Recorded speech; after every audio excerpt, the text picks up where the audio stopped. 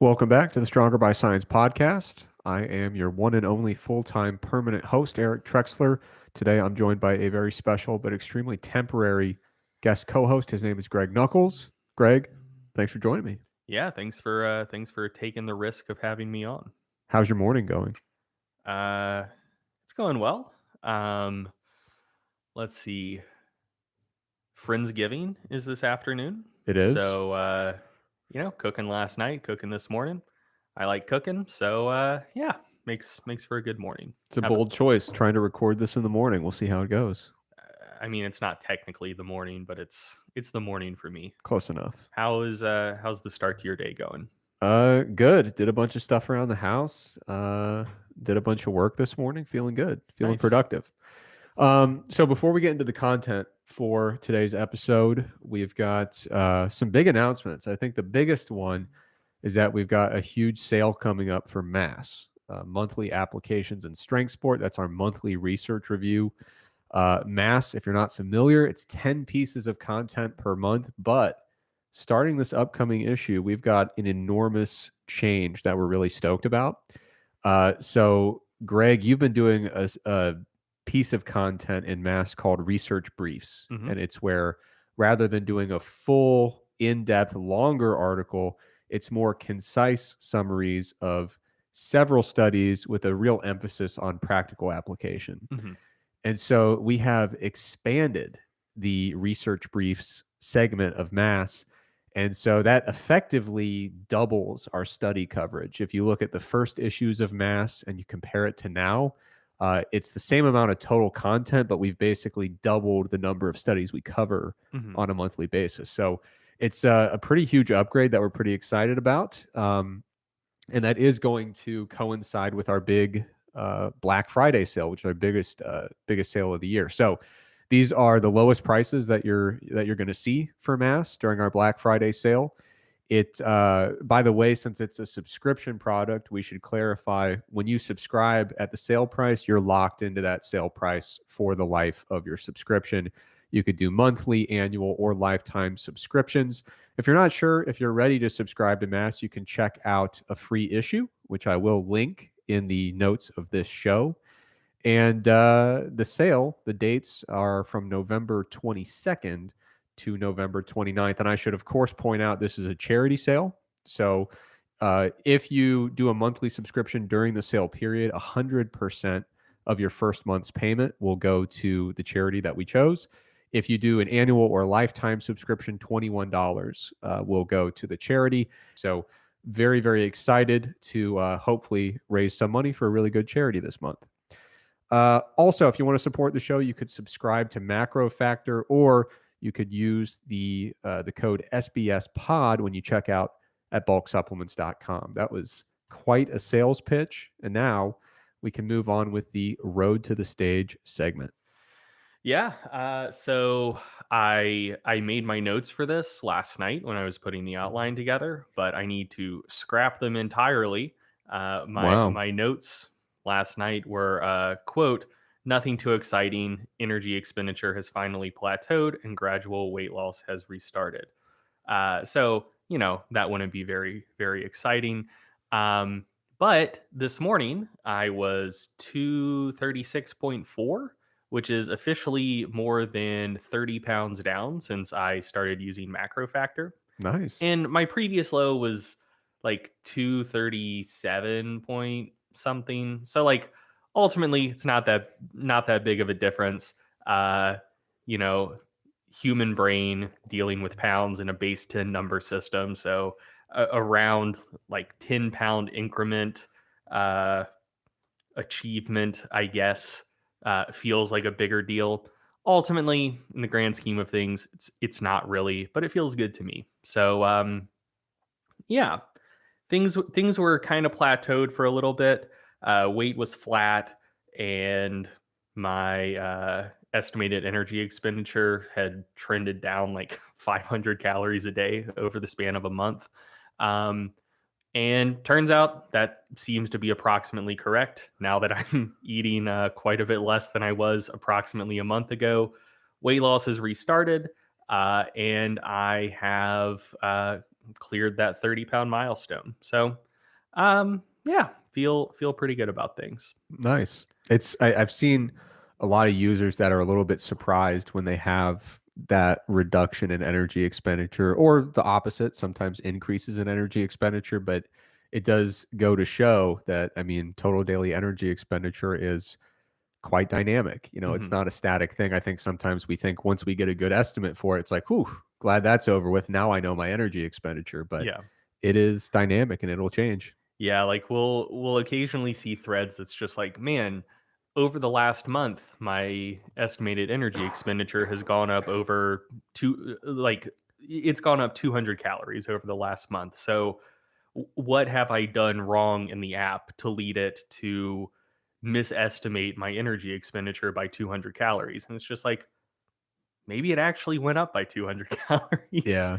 But yeah, it's very dynamic, and unfortunately, mine is currently being dynamic in the direction that I would not like it to be. But Yeah. that's the way the cookie crumbles. And ultimately, like I said on the last episode of the podcast, it's good to know because Right. traditionally I've gotten down to about this weight or slightly heavier than I currently am, hit a wall, just kind of get frustrated and say, fuck it, who cares about cutting? I'm just gonna get strong again. But now actually being able to see the numbers and seeing like, oh, okay, like I do actually need to pretty substantially cut calories at this point, and being able to do so in a controlled way instead of just saying like, well, what seemed like a moderate level of calorie intake wasn't working, so let's just go into like uh, protein sparing modified fast. Like, I didn't have to resort to extreme measures. So, you know, ultimately, I'm slightly annoyed with my body about all of this, but overall, in the grand scheme of things, I'd say it's going pretty well.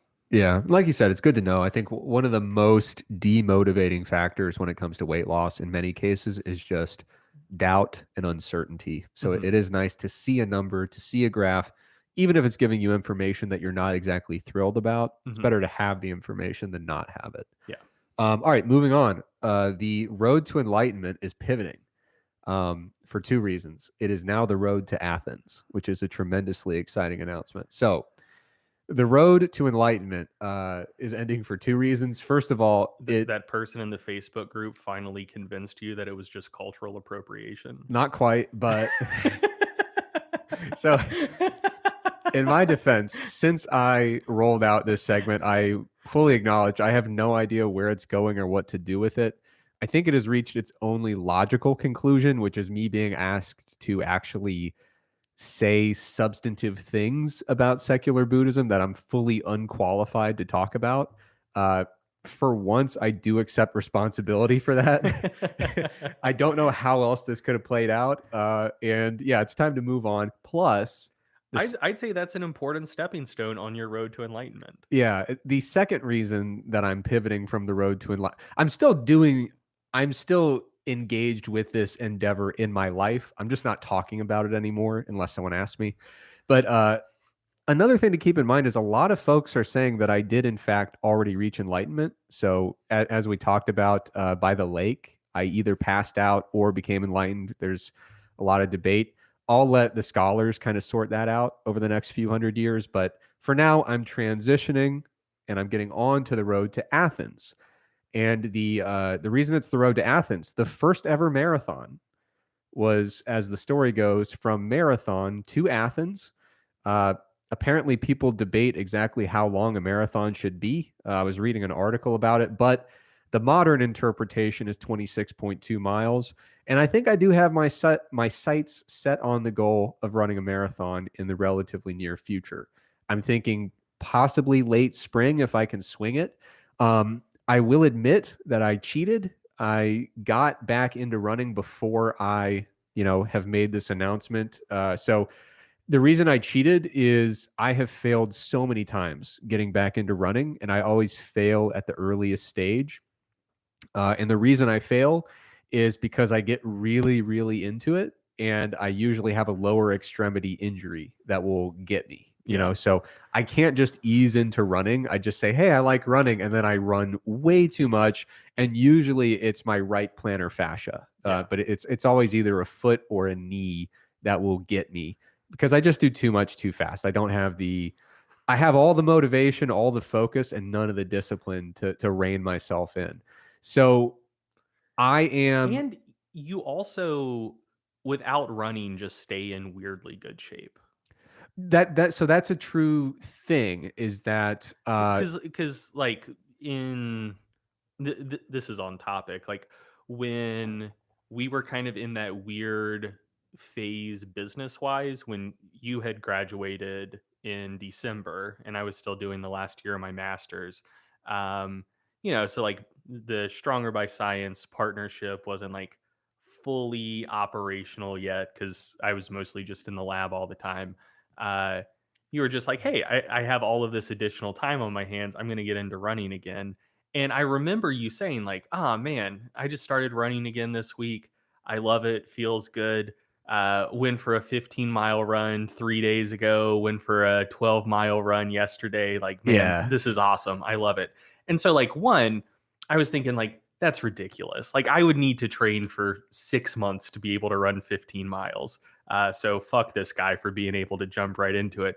And the second thing I was thinking is like, dude, going from, say what you will about acute on chronic workload ratios. Yeah. There's some debate about how predictive of injury risk that is, but if that idea holds any merit at all, the acute to chronic workload ratio of 0 miles per week to whatever the fuck you were doing, I was just like, I don't know. It doesn't seem like a great idea to me, but good luck, dude. And then, like, the next week, I asked you, like, how's your running doing? And you're like, man, I have a really bad case of plantar fasciitis. Yeah. I was like, dude, that's completely out of the blue. Who could have predicted it? Right. So the problem is like you said, for whatever reason, I do think that I'm naturally more inclined for endurance activity rather than strength or power activity. And so the problem is I'll get back into running. My cardiovascular system, I can handle it. Like my cardiorespiratory fitness is like ready to go, but my lower extremities are not ready to handle the pounding. So this time around, I didn't really, you know, talk about getting back into running until I had gotten through that initial phase of getting mostly my feet able to handle the mileage that the rest of my body was ready for. Hmm. So this time getting back into it, I started it at a time when I was pretty busy, which is good because even when I wanted to go out for a ridiculous run, like, dude, who's got the time, Hmm. So that was good. I also, did a little bit of cold water immersion. So, you've covered that in mass before. And there are potential downsides of, if you're regularly doing post exercise cold water immersion, you could attenuate some of your training adaptations.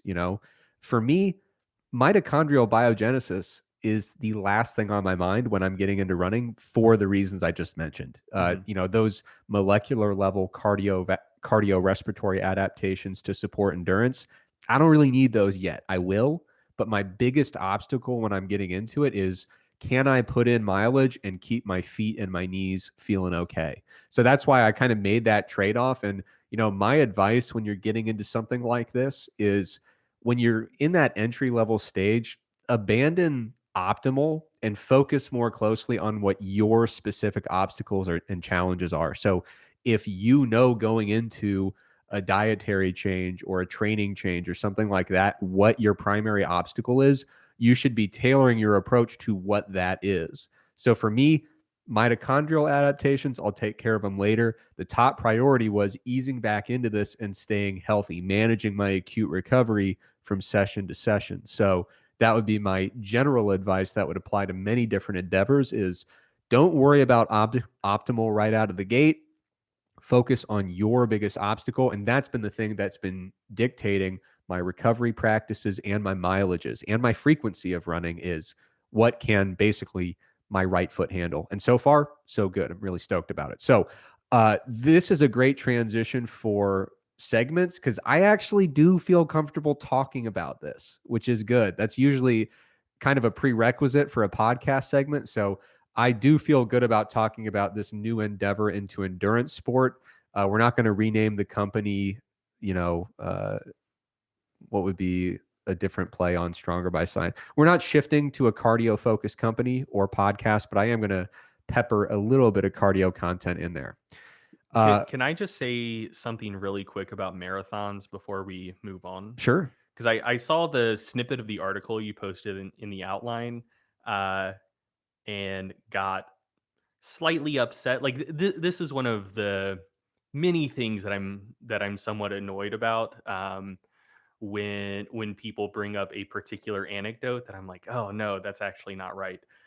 So anyway, Well, I didn't say it, so I'm not accepting you responsibility you for this. didn't. I just want to share a fun fact with the audience about marathons. Okay. So this article you have in the outline starts with, in a nod to Greek history, the first marathon commemorated the run of the soldier Phidippides from a battlefield near the town of Marathon, Greece, to Athens in 490 BC. According to legend, Phidippides ran the approximately 25 miles to announce the defeat of the Persians to some anxious Athenians. Not quite in mid-season shape, that's the thing I'm going to quibble with. He delivered the message Nike or victory and then keeled over and died. So that's like the story of the marathon that for whatever reason has made it to the modern day. And actually that version of the marathon story has had some interesting sociocultural effects. So like that's one of the reasons that people think that in so I'm going to sound like a shithead here, Oh, cool. but that's one of the reasons why I think people think that it's a huge accomplishment to even finish a marathon. And like, it's not that that's a small accomplishment, but I think people overstate how huge of a deal it is. And I think part of that myth You're that going to get destroyed for saying that. sure, I'm sure I will. I mean, I've look, man, I've walked more than 25 miles in a day before. Have you really? Yes. Oh, wow. Yeah, on a trip to New York City. Like we were there with friends, we were seeing the sights, Man. and like I mean, I'm sure it wasn't a perfectly precise estimate, but like the step counter at the end of the day pegged us at like 27 No, miles. I do get I was fucking dead at the end of the day, but like I do get your point, and I have talked to people who have done marathons without training. yeah. So like that kind of Yeah, supports your general idea there. so people think that it's a huge deal because the idea is like, oh, this guy ran about 25 miles and died at the end of it. And the other like sociocultural effect that I have in mind is like this was one of the reasons why women weren't allowed to run marathons until like kind of recently, I think the 70s. Um, Man, I'm blanking on her name, but there's a really good story about the first woman to run the Boston Marathon and how Yeah. like the race organizers tried to actively grab her and pull her off of the course because the thinking was like, man, a marathon is very grueling and the delicate female body simply can't handle this. Like if it could kill Phidippides, it's definitely going to kill a woman. Like that was like part of the thinking there. Huh. But anyway, so that would all be well and good if the full marathon story was Phidippides. You know, he's this messenger guy. He's just kind of chilling at the battlefield, and then when the victory is won, he runs back to Athens, tells people, and dies. Like I think that's kind of the image people have in mind when they think the marathon story. But that's not the full story within, depending who you talk to, Greek history or Greek mythology. Like the battle definitely occurred, but how accurate the telling is, like who knows. But anyway, the full Phidippides story is the Persians were coming. They were supposed to land at Marathon, and the Athenians were just like, well, shit, we might be overmatched here. We need to see if the Spartans will be willing to help us out. So Phidippides was like the courier of the Athenian military. I'm sure they had several, but like he was, I guess, the best one. So he ran from Athens to Sparta, which was, I think, like 75 miles. I don't know Greek geography, but like he ran a long ass way to Sparta Yeah. and said, like, hey guys, can you help us out? And if memory serves, they said, nah, fuck you. Like, we don't care. And so then he had to run from Sparta to Marathon to deliver the news to the army, like, hey, we're going to have to do this ourselves. We can't rely on the Spartans to come bail us out. So he ran from Athens to Sparta, from Sparta to Marathon. Then he fought the Battle of Marathon, which I assume was physically taxing. Yeah. And then he ran about 25 miles back to Athens Okay. and then keeled over at the end of it. So, like, So you're saying I should do an ultra marathon I'm saying on my road to Athens? you should run 75, 75, 25. You should run like 175 miles with like 4 to 6 hours of simulated combat in the middle. And then die.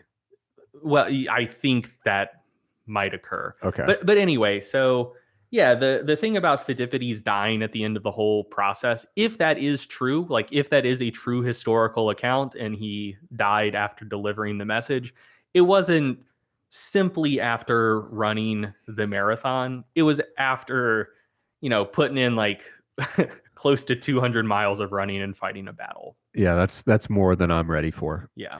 But like I said, I'll be providing some updates on my marathon training, but it's not going to become endurance by science or anything like that. It's still going to be a strength focus. And with that in mind, what's up with Feats of Strength? Yeah, I've just got one this week. Partially because there aren't that many competitions going on currently, and partially because I didn't feel like looking around all that much. But the one I have is very cool. So I know I'm going to butcher this name. I assume it's Marek Zych, Zych. Set the new all-time world record deadlift in the 90 kilogram class or 198 pound class. He deadlifted 406 kilos or 895 pounds. So, for people dealing in freedom units, he's very close to deadlifting over 900 pounds at a sub 200 body weight, which is wild to me. And also, you should go watch the video. It's one of the. I think it's going to be a polarizing video. I love it. It's a Yeah.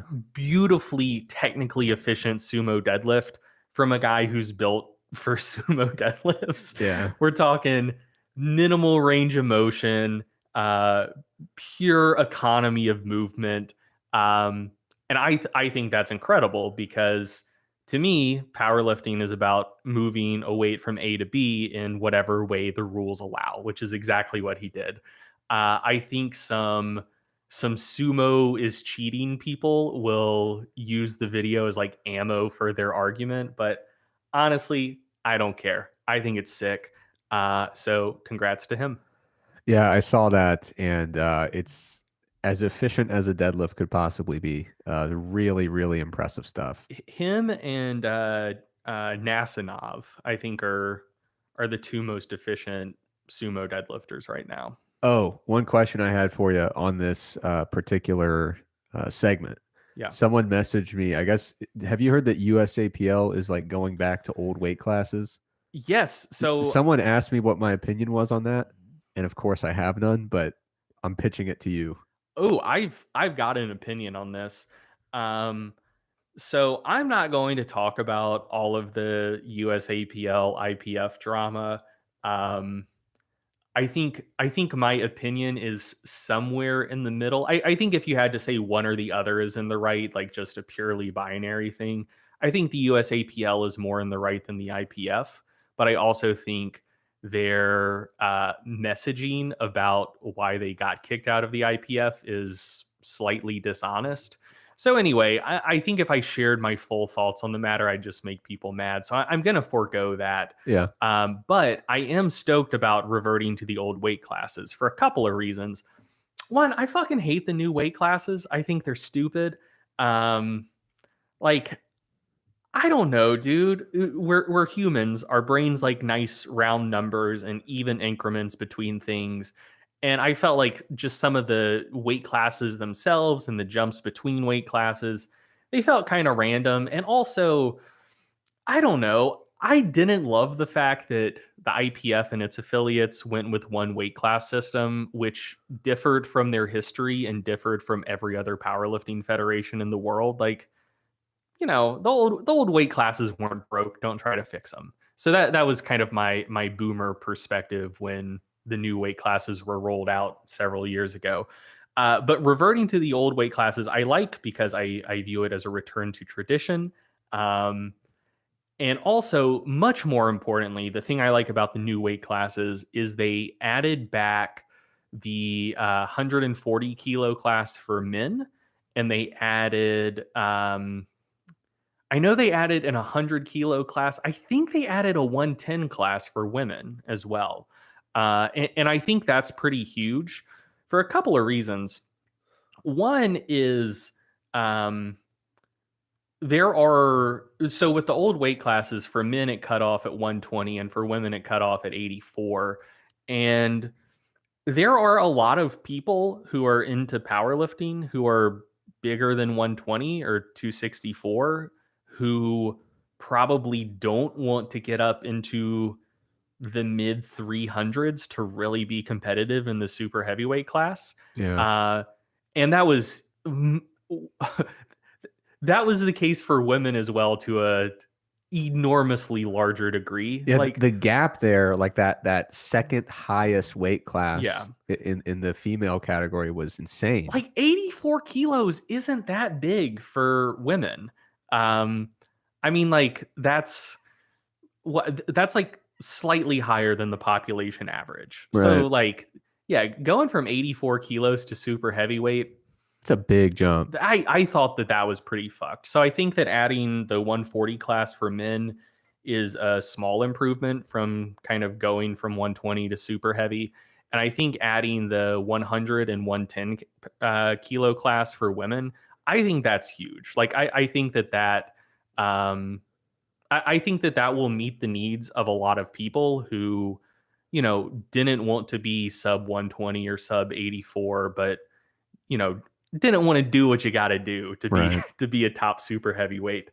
Um, so yeah, I am fully supportive of the old slash new USAPL weight classes.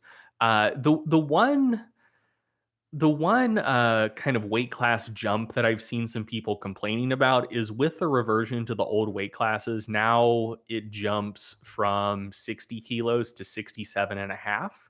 And I think some people think that that's kind of a big jump and that maybe there should be one more intermediate weight class there. But I don't know. To me, I think the pros outweigh the cons. Yeah. But Cool. also, I'm never going to sniff 60 kilos, so Yeah. it's easy for me to say that it doesn't matter that much. Yeah. But yeah, Cool. I think overall the positives outweigh the negatives. Nice. All right. So I have a very brief tech support segment here. If you're new to the show, tech support is where we talk a little bit about our diet app called MacroFactor. Um, just kind of reminders in this particular tech support segment. The base of users in MacroFactor is growing, which is fantastic. Of course, we sincerely appreciate all the support. And our MacroFactor users, by the way, we do call them MFers, and that's a very simple abbreviation that couldn't possibly be misconstrued. So thanks to all the MFers out there who are supporting us. A couple things, just reminders to people who might be new to the app or who are thinking about checking it out. We've put a lot of content into Stronger by Science articles about the app, talking about how it was developed, the general concept, kind of our philosophy behind the product. We've also put a ton of information, a ton of content into what we call the knowledge base. And the knowledge base, you can access it through your internet browser on your computer, or you can access it right in the app. There's little buttons you can hit to get some extra information. So a lot of the startup questions when you start using the app, if you check out the knowledge base, you'll not just get the answer, not just the quick answer of how to do it, but also the thought process behind why the app functions the way it does. So if you're getting into the app, definitely encourage you to check out our articles and our knowledge base content about the app. Now, we are obviously a very young company. The app, when did the app get launched? Feels like 2 weeks ago, but it was probably like, I think September 22nd, okay. something like that. But anyway, we're a young company. It's a pretty new app, but we've already rolled out a lot of feature updates, and users already know that we massively expanded our food database, which has been huge for our users in the UK, Australia, Ireland, New Zealand. Um, it also seems to be bolstering our barcode support in other regions outside of those, but those are the regions that have gotten a huge uptick in terms of their barcode coverage. And we do have more plans for the future when it comes to database expansion. But we've made a bunch of updates and additional features in our short time in operation. But now the big piece of news, I guess, is that we have a public roadmap now. So users or people who are thinking about becoming users can not just check out the app with the free trial, but they can also look at where the app is headed in the future. So I will put the link for our public roadmap in the show notes here, but it's a place where users can submit feature requests. It's also a place where you can vote on, which requests you find to be most helpful or most interesting. So it's an opportunity to kind of have some say on the future development roadmap for MacroFactor. So it gives you an opportunity not just to keep an eye on our vision for the future, but to actually influence that potential trajectory. So if you're interested in the app or you're already a user, like I said, I'll put that link and you can check out the public roadmap. And if you don't want to look at the show notes, the URL is feedback.macrofactorapp.com. And just one note, if you check out the public roadmap, it's not fully comprehensive for uh, all of the things people have suggested, and certainly not comprehensive of all of the features we plan to deliver down the line. Think of it as kind of a short to medium term roadmap. I'm not going to put a distinct time number on that. But yeah, so we have huge plans for features we want to roll out over a matter of years. But if you check out the roadmap, um, those are things that are kind of actively in the research and development stage. Absolutely. Okay, moving on. We've got a research review segment. Greg, you're going to be talking about cooling gloves, and this is something that we've been getting a lot of questions about. So I'm excited for you to cover this, so that we can just link to it in the future. Yeah, so I know exactly why we've been getting a lot of questions about this. I Unless I am horribly mistaken, it's due to Craig Heller's appearance on the Huberman Lab podcast, um, which I'm not going to comment directly on, but I'm simply going to provide an overview of the cooling literature. So, um, research looking into, does intra exercise cooling affect performance? So, let's dive into this. So, for the areas of the research that are probably a little bit less relevant to podcasts or Stronger by Science podcast listeners, but the areas where there are the most research, there was a systematic review and meta analysis that came out, I believe, last year by Doozy and colleagues. Title was Cooling During Exercise Enhances Performances, but the Cooled Body Areas Matter, a systematic review and meta analysis. And so what this was looking at was all of the crossover studies that investigated the effects of pre-exercise, but mostly intra-exercise cooling protocols on performance. And just based on the inclusion criteria they used, they didn't end up including any of the studies that existed on resistance training. So I'm going to talk about all of those separately, but broadly, the studies were split two ways. One was studies looking at aerobic performance, and the other was studies looking at anaerobic performance. So, say, like repeated sprint ability. Um, and cooling seemed to significantly improve aerobic performance with a pretty hefty, moderate effect size. Pooled effect estimate was a Cohen's d of about zero point 0.6, which that's a pretty notable effect. Just to put that in context, the impact of caffeine on really basically every outcome is somewhere between an effect size of about zero point 0.2 to zero point 0.4. That's for maximal strength, strength endurance, power, aerobic performance. Caffeine seems to have a small but positive effect on virtually everything. So for aerobic performance, the effect size of intra exercise cooling seemed to be about twice the effect size of caffeine. So notable, but not like a night and day difference. And is that specifically hand cooling? No, no, no. So that's all of the cooling interventions they looked at. Okay.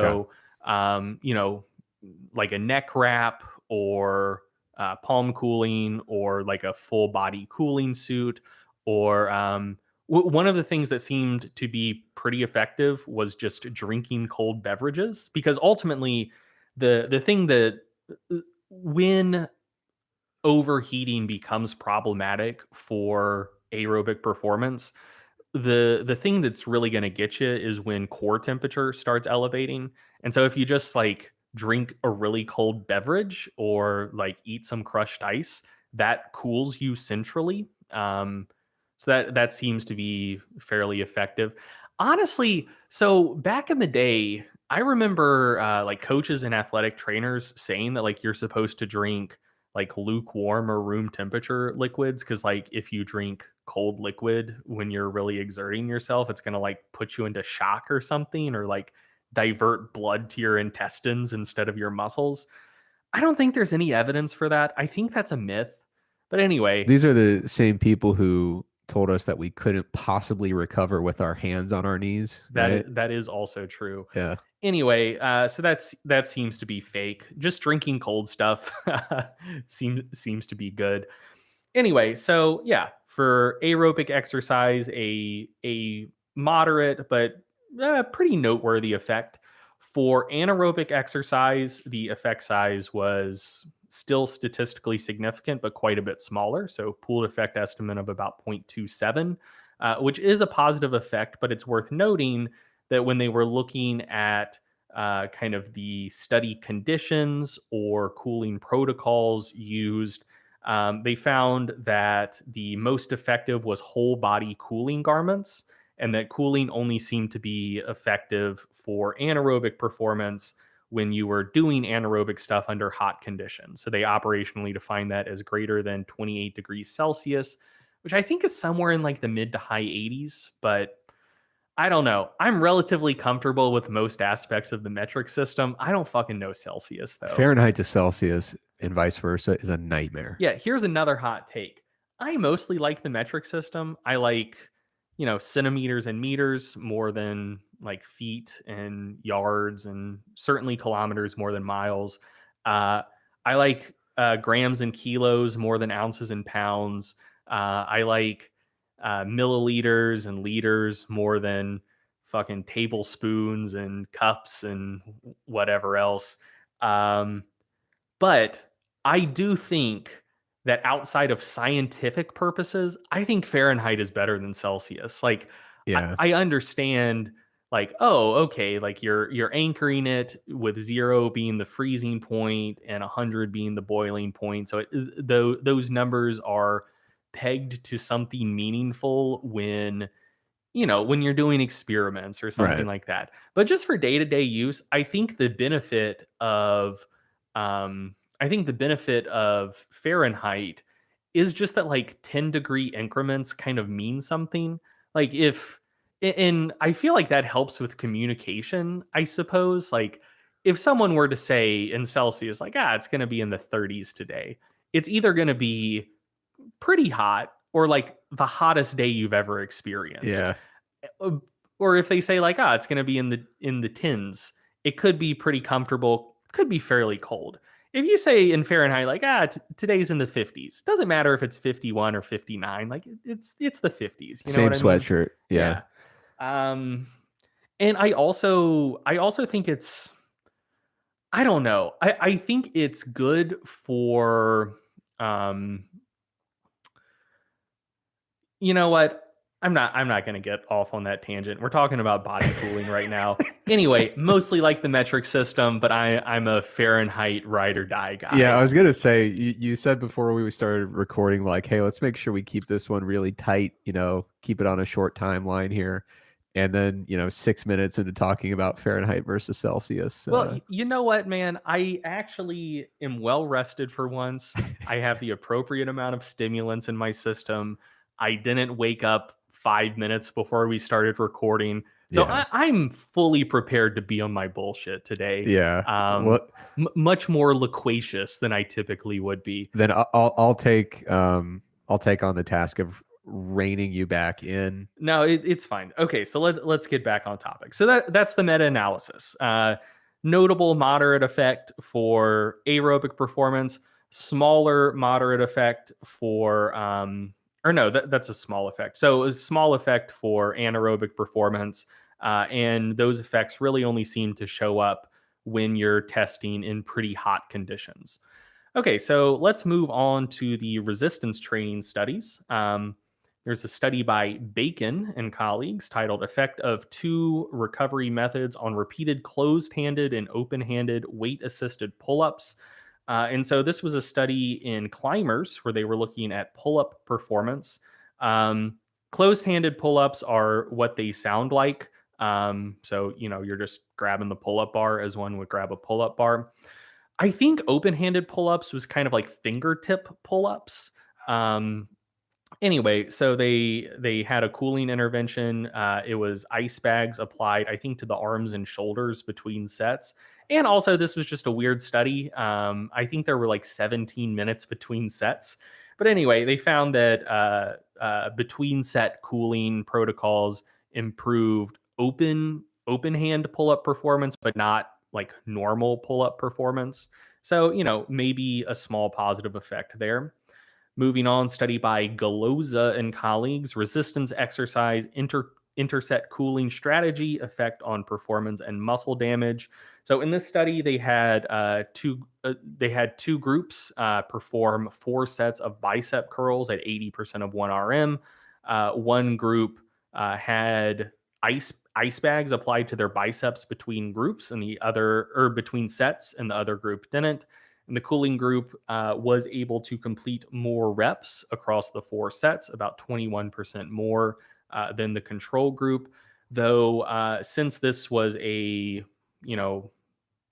since it was an experimental study with 2 groups instead of a crossover study, it's hard to know if that effect was due to cooling per se or just potentially differences between groups. Um, then a study by Caruso, intermittent palm cooling's impact on resistive exercise performance. In this study, they had subjects do 4 sets of 8, like leg press. So they did 4 sets of 8 leg press with a flywheel device. So for that, you're not necessarily doing reps to failure, because with a flywheel you can just keep going. You'll just move slower and slower. So they were looking at decrements in power set to set. And in this study, there were 2 cooling conditions and 1 control condition. And over the first 3 sets, power output was comparable between groups, and the drop off set to set was about the same between groups. But then for the 4th set, the 2 cooling groups maintained performance a little bit better, and there was a slightly larger drop off for the control group. So over 3 sets, between set cooling didn't seem to do much. On the 4th set, maybe it helped with performance maintenance. And then finally, there were 2 studies by Kwan and colleagues. And these were the same study, but one was done in males and one was done in females.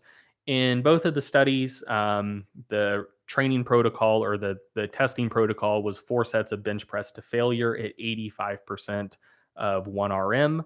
And they had 3 conditions. They had a control condition, they had a palm heating condition, and they had a palm cooling condition. And these studies, I think, used like a cooling glove type setup. So the temperatures they used seemed comparable to the cooling glove that now people are talking about. And also, it was a negative pressure thing. So that's one of the things that is supposed to be special about the cooling glove. You put your hand in the glove, negative pressure, maybe that pulls more blood in that you can then exchange temperature from, helps with central cooling a little bit better. So anyway, it seemed to be the right type of device to look at the effects of a cooling glove on performance. But yeah, there was a heating and a cooling condition here, and so in the study in males, the palm cooling condition subjects completed significantly more volume than the control condition or the palm heating condition. Although subjects also performed non-significantly more reps in the palm heating condition than the control condition. And then in the study on females, the palm heating and palm cooling conditions outperformed the control condition with no difference between the heating and cooling conditions, which opens up the possibility that the the small positive impact that we're seeing in these resistance training studies could potentially be a placebo effect, because if elevations in, say, core temperature or muscle temperature are negatively impacting the maintenance of performance across multiple sets, then cooling might be beneficial, and one would assume that heating would be detrimental. So if we're seeing two studies where heating certainly isn't detrimental, and in one of the studies heating is just as ergogenic as cooling is, but the difference there is for the heating and cooling condition, some temperature thing is being done to your hand versus the control condition where nothing is being done to your hand. That opens up the possibility that both of those effects could just be a placebo effect. Like the subjects recognize, like, an intervention is being done to me. Generally in research, you assume interventions are effective, therefore this must be a good thing, and placebo effect stuff. So anyway, looking at these 5 studies, you see generally positive effects, generally not particularly large, um, potentially all placebo. Who's to say? But one could make either an optimistic or a pessimistic case from these studies that I've discussed. Then there is one more study. Work volume and strength training responses to resistive exercise improve with periodic heat extraction from the palm, by Gran and colleagues. And one of those colleagues is Craig Heller, who was the senior author on this paper and was a recent guest on the Huberman Lab podcast. So I will note, in the interest of charity, that all of the studies I've discussed up to this point, we're looking at the impact of cooling interventions on acute performance. And this is the only one I'm aware of looking at the impact of cooling on longitudinal training outcomes. So it very well could be a situation where, for reasons that haven't been discovered yet, maybe it only has a small effect acutely, but chronically, it does something to improve responsiveness to training. That is a possibility, but I'll get into this. The results of this study kind of stick out like a sore thumb from the rest of the cooling literature. So there were like 5 distinct studies talked about in this paper. There were a couple acute studies and I think 3 longitudinal studies. Um, and quite simply, I don't have time to talk about all of it, but I want to talk about, actually, there were 4 longitudinal studies. I want to talk about 3 of the 4. So 2 of them were pull-up interventions, and one of them was a bench press intervention. So the first pull-up intervention was on untrained subjects. Oh, actually, just to note, for all of these interventions, or for the 2 pull-up interventions, there were 3 minutes between sets for all sets, and all sets were performed to failure.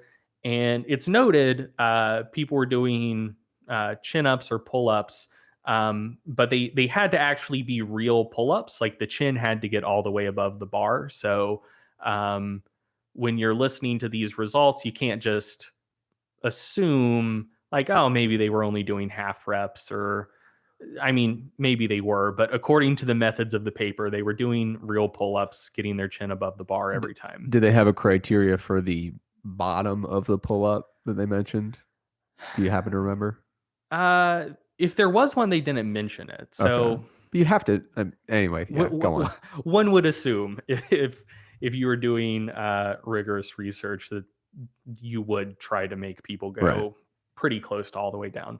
Anyway, so in the first pull-up study, there were subjects with at least 2 years of prior resistance training experience, and they performed 10 sets of pull-ups per workout. Um, and so they did pull-ups with palm cooling for 6 weeks, and they kind of split the group into two. So one half of the group did 6 weeks of palm cooling pull-ups, followed by a couple weeks of pull-ups without palm cooling. And for the other half, it was the opposite approach. So they did a period of pull-up training without palm cooling, followed by a period of pull-up training with palm cooling.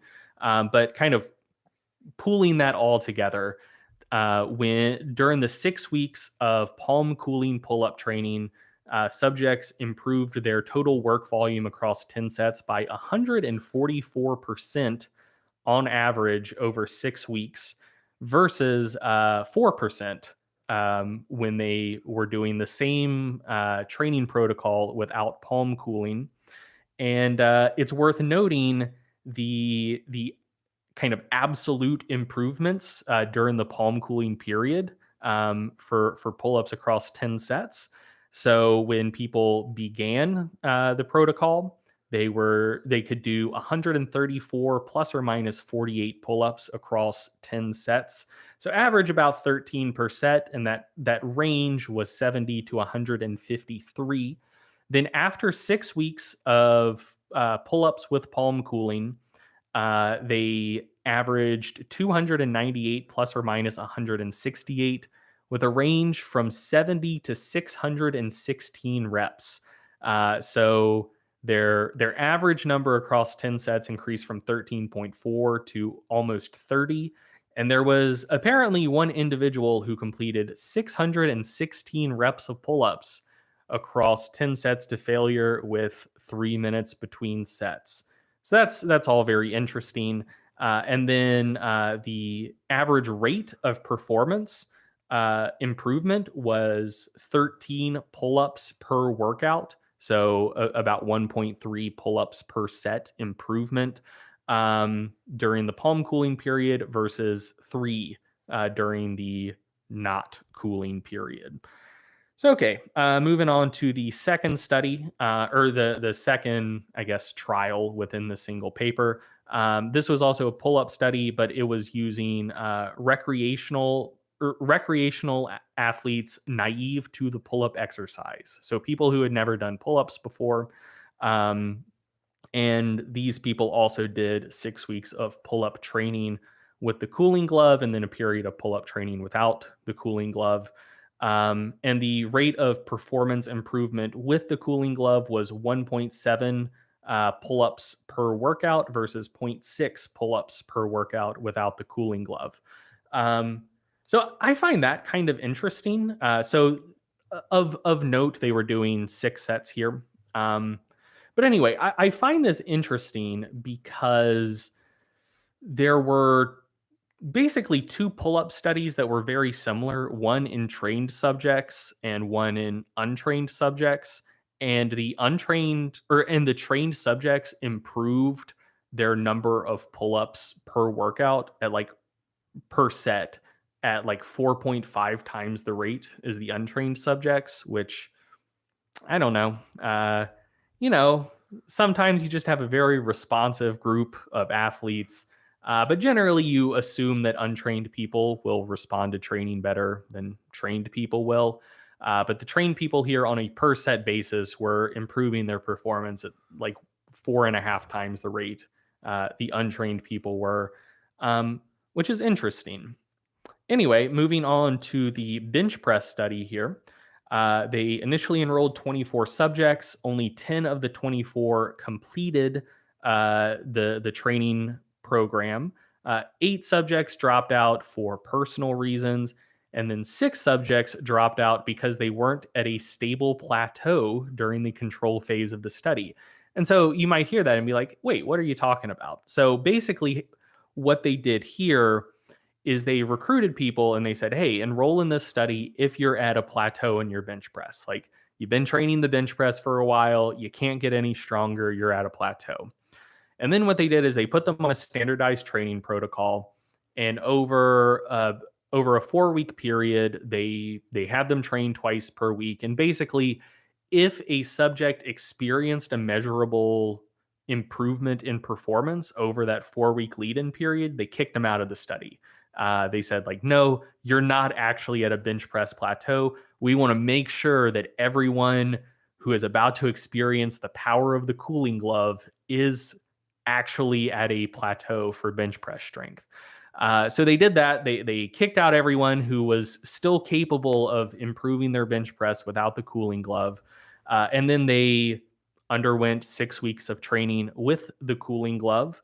Um, and in 6 weeks of training, doing 2 bench press workouts per week, they improved their bench press 1RMs by about 14%, um, which is very cool. Like, for a long time, my bench press was plateaued just south of 500 pounds. It was like 475 to 485, depending on the day.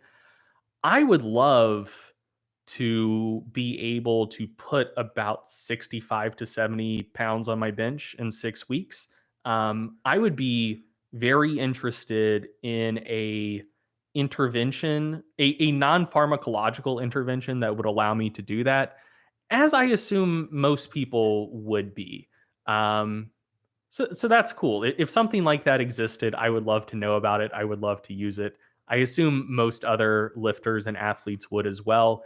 And if something were truly that effective, I would expect a lot of people to be using it, and maybe like every professional sports team and every Olympic athlete, if something did actually work that well. So anyway, to sum all of this up, we have an entire body of literature showing moderate effects for aerobic exercise, smaller but still significant effect for anaerobic exercise, but of note only in hot conditions. Um, and several studies showing small positive effects for multi-set strength endurance, which again may be attributable just to placebo effects. It's hard to say. And then you have one study in this body of literature where you have people doing 60 pull-ups per set for 10 sets. You have untrained lifters making strength gains 4.5 times faster than trained lifters, where You, people, you flip that, I think. Trained making it yeah, four and a yeah, half. where trained lifters make strength pull-up progress 4.5 times faster than untrained people, where people who are at a verified plateau add 14% to their bench press in 6 weeks. And yeah, I find all of that very interesting. So, do with that what you will. I'll be charitable and simply state that this one study is a clear outlier within this body of literature. And I personally found some of the results of the study to be quite perplexing. Um, and I don't know that I would use that study to strongly inform my perception of the potential impact of cooling on exercise performance. So I'll leave it at that. That's my opinion on this question for the next time that it's asked. And here's a fun tidbit, seeing as one of the subjects in this study did 618 pull-ups across 10 sets, averaging more than 60%. Trex, you want to take a guess at what the world record for most pull-ups in a minute is? I can't because I can see the outline. I already Yeah, cheated. it's 68. So anyway, it's very cool that someone's keeping that up over 10 sets. That's I'm proud of that guy, and I wish he would have hit up Guinness and said, Yeah. hey, I can set this record. Cool. I think you did a great job with that. I think that's very informative, and hopefully we'll never have to answer that question again. Presented as neutrally as possible. Yeah, Good stuff. yeah. Let's move on. Let us This is do. the second time we've tried to record this, and And I think you did a great I job with I it. think that I did better this time around. Yes. All right. So I've got kind of a different segment here. It's not one of our typical recurring segment, but I am temporarily calling it contextualized clarifications. A bit of an alliteration there. So sometimes we are talking about fitness stuff, right? And so we're answering a question in a specific context or talking about a topic in a very specific context. But it can lead to unintended applications, or it might overstate significance when it's carried into other contexts. And that sounds very vague, but you'll kind of see what I'm getting at here. I basically have three topics that I want to provide some additional context or clarification, just because I've talked about them in one specific scenario, and I feel different about them potentially in other scenarios. So the first one I want to talk about is really low calorie diets. Okay, so in the fitness world, I think there's a little bit of sticker shock that occurs when people on social media are talking about their diet, and they might say like, "Oh, I'm dieting, as a male on 1,600 calories or 1,500 calories," or for a female dieter who is saying, "Oh, I'm dieting on 1,100, 1,200 calories." I think there's a knee jerk reaction to see that number and say, damn, that's not a lot of food. That sounds bad. And in fitness, it's become more and more common to kind of crank that up several notches and be like, if you're dieting on, 1,180 calories a day as a relatively small person, your coach, whoever recommended that, is an absolute piece of trash, definitely stupid, and almost certainly a bad person.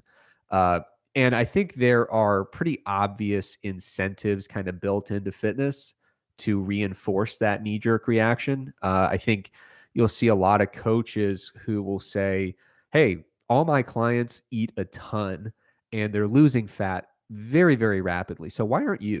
Like it's kind of a marketing angle of like, my biggest problem with my fat loss clients, they can't get all the food down. They're eating so much. And I mean, we're trying to get, extra candy and Snickers bars just to get the calories in.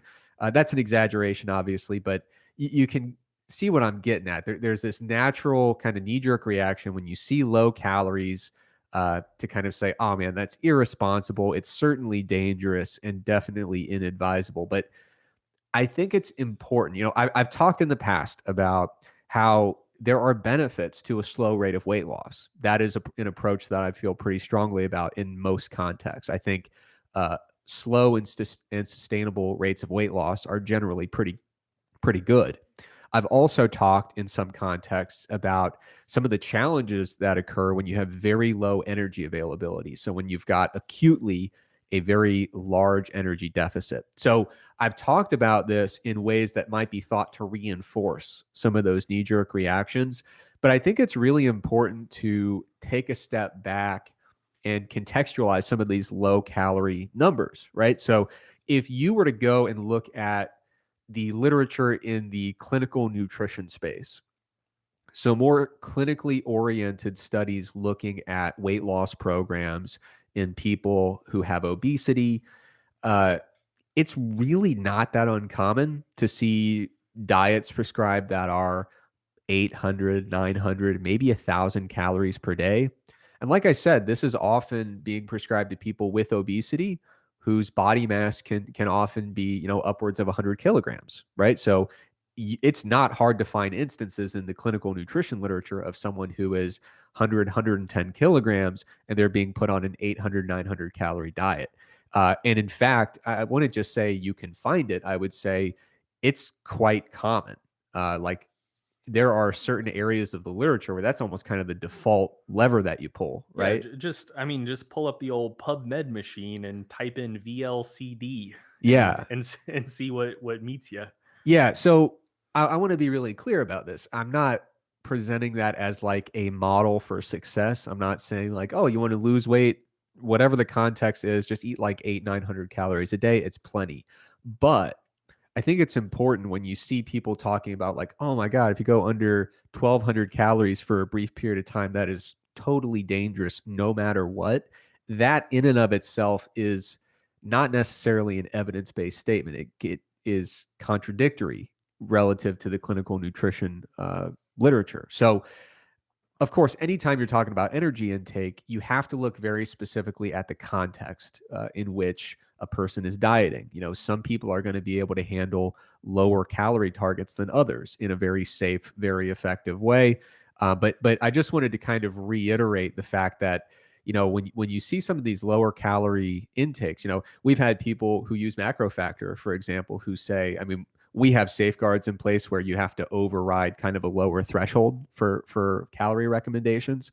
But we have seen people who say like, hey, can you take a look at my macro or calorie recommendations? They seem low. And we'll look at it and be like, well, based on the rate of weight loss you've selected as your goal, those calories got to come from somewhere, right? And so if we're talking about trying to lose a kilogram of fat a week, for example, we got to find a way to make a deficit of at least, 9,400 calories. And there's only 7 days in a week, right? So the daily deficit, in order to make that math work, is going to have to be big. And then you factor in the fact that when you are restricting calories to anywhere close to that degree, we often see reductions in total daily energy expenditure. So it's not just where do I find 9,400 calories, it's where do I find 9,400 calories plus the drop in total daily energy expenditure that's likely to occur. So it's important when you look at calorie numbers to not have a knee-jerk reaction about what is an appropriate intake. It's important to consider what is the body composition of the individual, what is their body size, what is their goal, what is the intended rate of weight loss, and then you can kind of contextualize the number from there. Yeah, I think also people are given maybe slightly unrealistic expectations of how many calories they can eat to achieve a certain body composition or a certain physique. Because like energy needs are variable, just like everything else. And on social media, generally, people who are at an extreme end of the bell curve are the ones who get more attention. Because they're they're outliers and one might argue inherently more interesting. And so, like you see this with strength, for example. Like if you follow a lot of powerlifting pages on social media, you'll see people who aren't incredibly big squat, 600-700 pounds. And, it's like, oh, here's this person who's not even the best in the world, who's way stronger than you. So like, this is a normal ass thing that they're doing. It's like, well, no, like there's bigger freaks out there than this person, but like this person's also a fucking freak. Like, that's, um, and I think a lot of new lifters don't fully understand that, like just how variable strength potential is. And I think it's the same thing with energy needs. Like um, we talked about that Poncer study, looking at the relationship between lean body mass and energy expenditure over the lifespan. And like you can look at the scatter plots in that study. Like at a given level of lean body mass, there could be people who their daily energy needs are like 600-700 calories over the average, and some people 600-700 calories under the average. But I think on social media, posts will get traction if someone's like fucking shredded and they're like, I look like this and I still eat 3,400 calories a day. And it's just like, yeah, good for you, buddy. Like that's really cool. But like that's not gonna be the experience of most people. Right. Um and I mean, like we've talked about this, like how little you were eating to get absolutely peeled for your last show. Right. We've talked with Eric Helms about this as well. Like, dude, a lot of natural bodybuilders to get absolutely peeled for the last like month or two of their cut, they're not eating much of anything. Yeah, But I remember talking to Helms and I was kind of like embarrassed about it, but I was like, honestly, I got in really good shape this last time, but I ate a calorie intake that you're not supposed to eat based on everything I've heard. And he's like, oh no, that's the secret. That's the trick. yeah, Like I'm paraphrasing, but yeah, he's yeah. like, yeah, when I started doing that, I started getting leaner. But no, so I think what you just said is very interesting. Like you felt embarrassed by it. Yeah, And as a responsible person, you probably didn't want to put that out in the world. right, You probably didn't want to say, like, hey, this is the size dude I am, and here's how little I was eating to look like this. Because you're probably aware that people would take that not as an n equals one experience, but as advice. And you right, don't necessarily want to put out in the world, like, this is how little you should be eating. right. And so I think there's a filtering mechanism where people who can eat way more than average and still lose weight get disproportionately more airtime.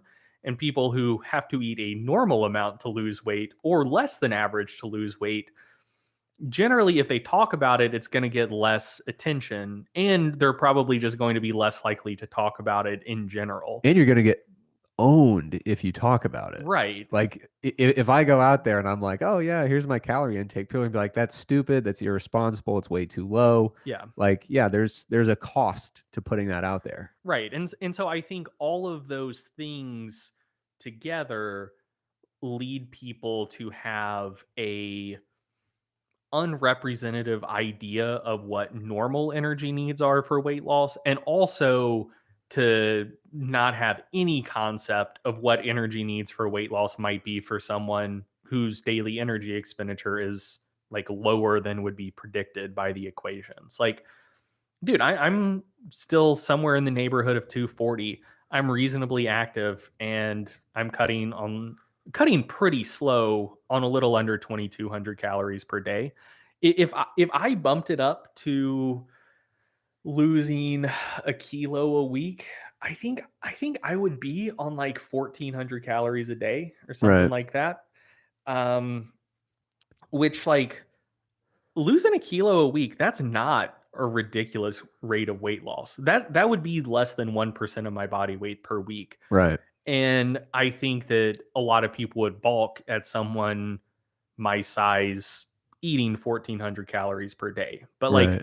that would be a reasonable rate of weight loss. I still have plenty of weight to lose. And that's about what I would need to eat to lose weight at that rate. Um, and like, I don't know. I do think that my energy expenditure relative to my body size is a little bit lower than average, but like, I'm not an outlier. Like, uh that is comfortably within the realm of normal. And I think people just aren't exposed to that. Yeah, and so once again, I want to clarify my general approach. If we just throw context out the window, my general approach to dieting is take it slow. You know, try not to have an enormous caloric deficit day in and day out. Try to be mindful of energy availability. That way, there are positive effects. Keeping calories a little bit higher, very positive for things like satiety, energy level, essential fatty acid intake, management of sex hormones, maintaining muscle, maintaining performance throughout the cut, uh, potentially having a more sustainable approach that will be better for long-term maintenance once you've achieved the weight loss you wish to achieve. There are all sorts of upsides to trying to keep your calories as high as you feasibly can during a Yeah, I diet. mean, that's the whole reason I'm not trying to lose a kilo a Exactly. week. Yeah. So I don't want it to seem like I'm saying everyone should be eating 800 calories. That's not the case. And in some cases, that would be inadvisable and potentially deleterious. But the idea that it is wildly irresponsible for anyone to go over whatever the number is that week, 1,200, 1,300, 1,400, the idea that you can't go below this number for any period of time in any context is not really compatible with the clinical weight loss literature. And I don't think a lot of people know that. Moving on, I've got another one I wanted to talk about. So a really common thing is the idea that as we get older, our protein needs go up a little bit. So we should be shooting for more protein per day and more protein per meal as well. That's a really common thing that's out there in the fitness world. And Helms recently in Mass covered a review paper on this topic. And I think there are a lot of misconceptions about age and protein intake, which is why I wanted to kind of cover it in this segment. I've never been one to go out there and really aggressively push, huge bumps in protein intake as in individual ages, but I have kind of left wiggle room for it here and there when discussing protein intake. And I think it's important to contextualize what the recommendations actually look like in the literature. So, first of all, there is a review paper by, I think it's Paulson and colleagues. My font is very small here. I think Paulson and colleagues. Anabolic resistance of muscle protein turnover comes in various shapes and sizes. So, they have a comment here about bumping up protein as a result of aging. And it says specifically protein intake should be increased above the current RDA to be closer to 1.2 grams per kilogram per day. Exercise, resistance exercise in particular, seems to drastically increase the dietary amino acid sensitivity of older muscle to protein ingestion. And so the idea here is when you see a lot of these papers on PubMed that say, hey, when you get older, you need more protein per serving, more protein per day. In many instances, they have baked in the assumption that you are not exercising regularly or lifting weights. And more specifically, they're saying you need to bump your protein from 0.8 grams per kilogram to like 1.2 grams per kilogram, which most people in the fitness world are probably closer to 2.2 than they are to 1.2 in many cases. Yeah. It's not necessarily required, but if anything, I think people in our area of the fitness world tend to err toward higher rather than lower protein intake. So it's really important to keep in mind that second part of that quote, which is that resistance exercise seems to really drastically alter this relationship between age and protein needs, especially when we're talking about in the 30s, 40s, and 50s in terms of age. Well, I don't even necessarily know that resistance exercise is required. Like I'm obviously not arguing that it's a bad thing, but the whole idea of anabolic resistance to protein feeding with age came from a couple studies out of, I believe, the U.S. and Canada, where both of those are car cultures, and daily step counts tend to be pretty low. Rates of sedentariness tend to be pretty high. And then I don't have the citation on hand, and I don't remember the author, but there was a group out of either Belgium or the Netherlands, I believe, Netherlands. that tried to replicate that, and they didn't. But they were dealing with people who were just generally more active, had higher daily step counts, weren't necessarily, I don't think, taking part in purposeful, intense exercise, but they were dudes in their 60s and 70s who were just still moving around quite a bit because they're the way their cities are designed requires them to move around a fair bit, and that seemed to be sufficient to ameliorate so-called anabolic resistance. So it doesn't even necessarily seem to be that resistance training needs to be applied to ameliorate this. It seems to be that anabolic resistance is a confluence of age and sedentariness. But Yeah. if you just have age but aren't sedentary, that seems to go a long way towards ameliorating it. Yeah, and so there's a review paper by Moore where he kind of identifies some of the factors that lead to this anabolic resistance in older individuals. And one of the things that's tricky is a lot of times as we age, our activity level goes down. So it can be very hard to separate out when we just look at older individuals as a cross-sectional perspective who already are less active than they used to be. How much of this is related to aging and how much is related to the drop in activity level? But the some of the factors that are thought to predispose this anabolic resistance, talking about chronic inflammation, potentially reduced capillary capacity or vasodilatory capacity. So the capillarity of tissues and also the responsiveness of the vascular tissue itself. Um, Also, potentially some attenuated muscle uptake um, when it comes to amino acids. But what's really important is when you start looking at a lot of these potential predisposing factors, many of them are very directly influenced by exercise and physical activity. And in Moore's review paper, which I think Helms did a great job covering, uh, I don't want to paraphrase and oversimplify too much, but it largely makes the case that, when we're talking about a 52-year-old lifetime lifter who's still training hard, they probably look more similar to in terms of protein response, a 25-year-old lifter than someone who is their age but totally sedentary and inactive and not training. The act of doing regular physical activity and training regularly seems to attenuate, if not largely abolish, a lot of these things associated with anabolic resistance. So we get asked a lot of questions from people who are in their 40s and their 50s and sometimes in their 60s as well. And they say, how much do I need to bump my protein because of age? And these are people who are extremely fit. They're very active. They're training like crazy. And in most cases, the answer is probably somewhere between not at all and maybe a tiny bit.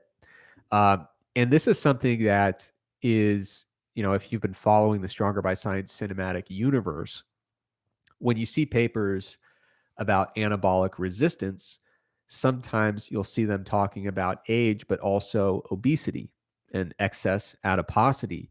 One of the ideas that we really leaned into when we were talking about P ratios and whether or not obesity or excess adiposity would attenuate the potential for hypertrophy, this idea of anabolic resistance came up. And, we push back pretty hard on the concept that someone who is, has obesity, but is exercising regularly, is active, and is doing regular intense training. We're like, man, if you look at the mechanisms here, it's very likely that they're going to be, rescuing that ability to respond quite well to dietary amino acids. And so this particular review paper was focusing on aging, but there's, in my opinion, pretty clear translation to what we were getting at, which is the fact that if you look at anabolic resistance in someone with obesity who's totally sedentary, totally untrained, that probably isn't very representative of anabolic resistance in someone with obesity who is quite physically active and training regularly. So important stuff to highlight there. One last thing I want to mention very briefly. I know you want to get to some Q&A questions. In the past, I've been pretty hard on cardio, which seems to contradict my current road to Athens. But I think it's important to contextualize that. So a lot of times when we talk about cardio, it's in two specific contexts. One is I get a lot of questions about cardio during contest prep for physique athletes. And I think there's a serious tendency to overdo cardio during physique prep. And the downsides of that can be pretty rough. A lot of times it can take people to a spot where their hunger is really not very manageable. They're tapping into their ability to recover from their resistance training. There's potentially heightened possibility of lean mass loss. When you're talking about contest prep, where losses in lean mass are just kind of part of the process in most cases. It's a very precarious physiological state where I think overdoing cardio a little bit can really come back to bite you. It's a bit of a double-edged sword. But the other context where we talk about cardio a lot is on the topic of concurrent training and the interference effect. And a lot of times I think cardio, its potential impact in blunting strength or hypertrophy is very overblown. We've talked about that previously quite a few times on the podcast. But when you talk about the interference effect with concurrent training, first of all, the effect on power is much more notable than the effect on strength or hypertrophy, which is a really important thing to keep in mind. The other thing is when you look at the volume, the frequency of cardio in studies on the interference effect in concurrent training, it's usually way higher than what you're seeing. Like we'll get someone who asks, "Hey, can I do this much cardio?" And it's like a tenth of what's going on in those concurrent training studies. So in most cases, the whole interference effect, as long as you're not pushing pretty high volumes and pretty high frequencies of cardio, it's usually not a particularly noteworthy factor. Um, Now, outside of those two contexts, physique prep and concurrent training and interference effect, just looking at exercise and its potential impact on just general health and longevity, uh, I'll link to a paper here by Grimaud and colleagues. I think that's how you pronounce it, but the list of mechanisms by which regular exercise can attenuate the aging process and promote longevity is absolutely insane. I mean, there's got to be 35 different bullet points here related to the brain, the vascular system, the heart, the liver. I mean, the management of systemic inflammation, the management of autophagy over time, the number of mechanisms by which regular engagement with some amount of cardiovascular exercise can impact positively your health and longevity. It's kind of one of those things. I'll be honest. I kind of forgot how cool exercise was, if I'm being completely honest. Because I mean, you just kind of take it for granted. you take it for granted and you get so locked into training that you forget about exercising. So like when I think about, ever since probably like my third year of undergrad, for me, I got over the absolutely insane benefits associated with exercise and just like marveling over how powerful it can be. And then I got like tunnel vision on training, sets, reps, frequency, optimizing hypertrophy. I got so focused on strength and hypertrophy, I forgot about just the generalized insane benefits of exercise. And so I think it's important to point those out sometimes when, a lot of times people in the strength world or the physique world, they view cardiovascular exercise or aerobic exercise, I guess, as something that is an opposing force, relative to what they're trying to achieve. I think that idea of creating this kind of duality or this dichotomy where you're either focused on strength and hypertrophy or engaging in aerobic exercise, I don't think that that's a particularly constructive way to look at it. And the benefits of just doing a little bit of exercise are pretty profound, even if you separate them out from weight loss or a variety of other reasons why people might do it. So I think it's important as someone who has, said a lot of things about minimizing cardio in certain scenarios. I don't want that to seem as if, I don't want everyone to do what I did and take exercise for granted because it's a pretty special thing when you look at the just broad spectrum of physiological impacts. So you mentioned the interference effect there. Yes. Um, so I'm gonna lob a bomb into this conversation real quick. Oh boy. And I will admit on the outset, the study I'm about to talk about, I haven't read it yet. Someone Nice. someone sent this to me yesterday. So I just simply haven't had an opportunity to read it yet. But it looks like it might be kind of spicy. Hot new concurrent training meta-analysis just dropped 3 days ago. Uh-oh. And again, this was just sent to me yesterday. So all I've done is read the abstract. I'm being transparent about this.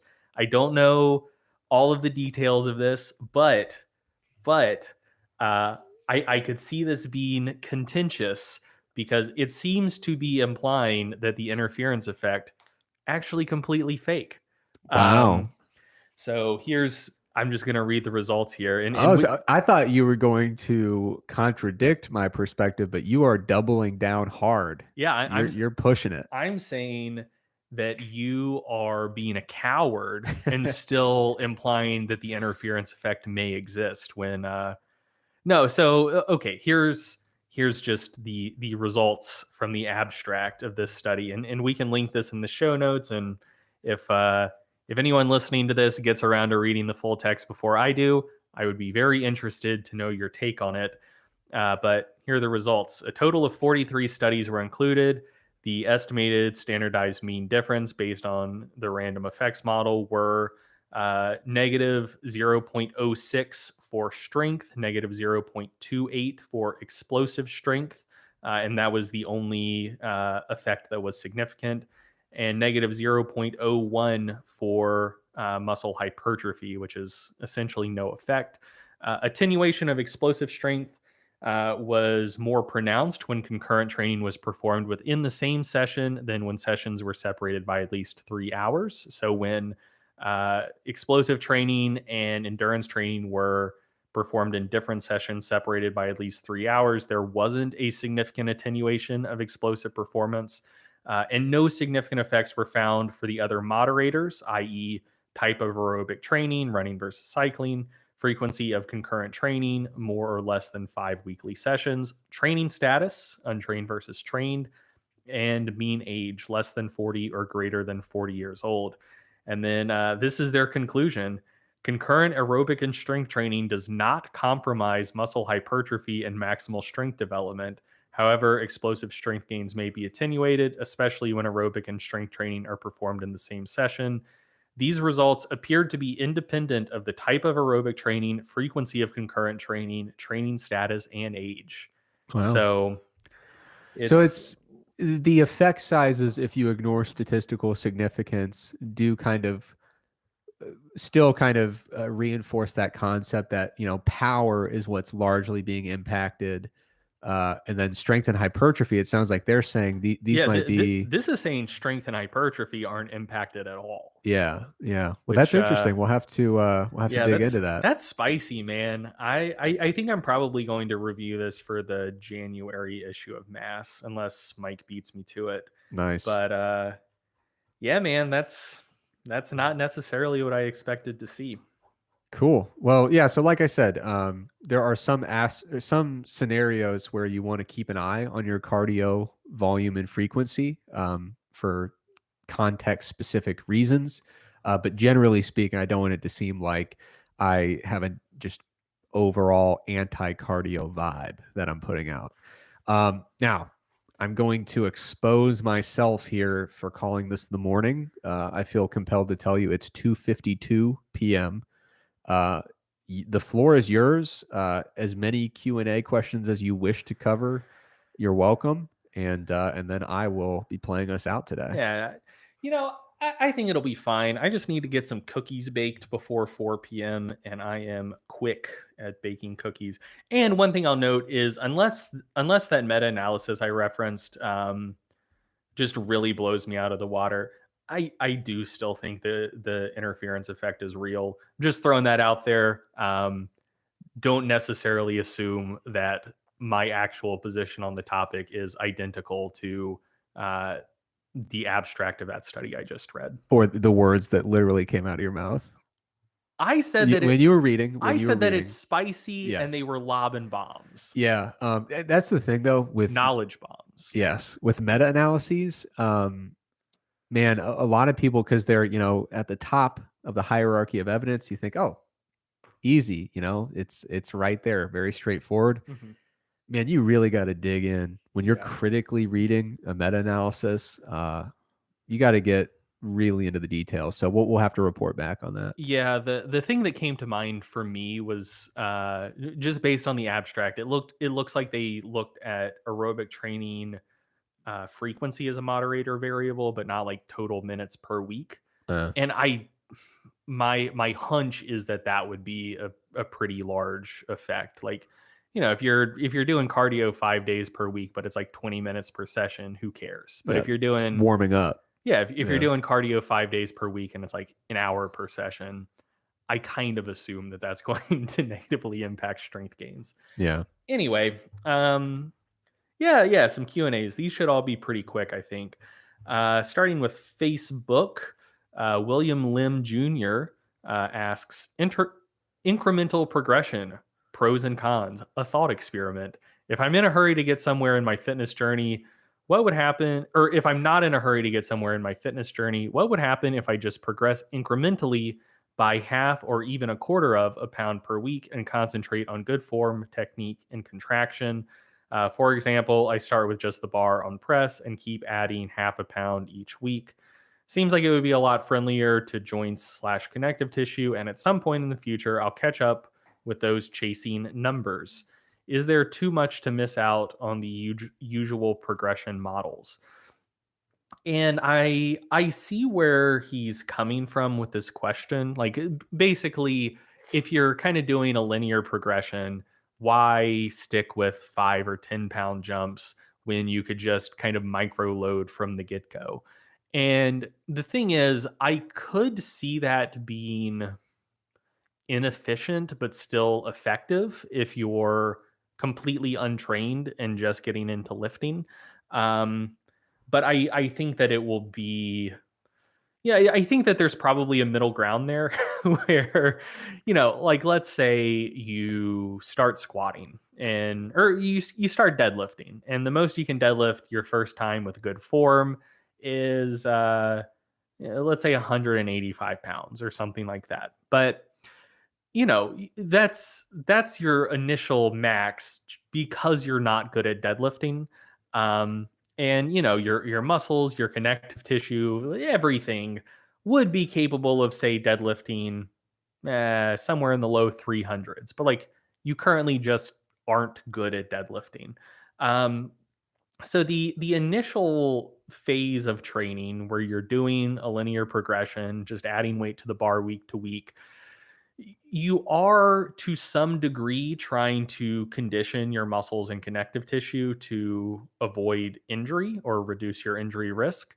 But like largely you're just learning the exercise.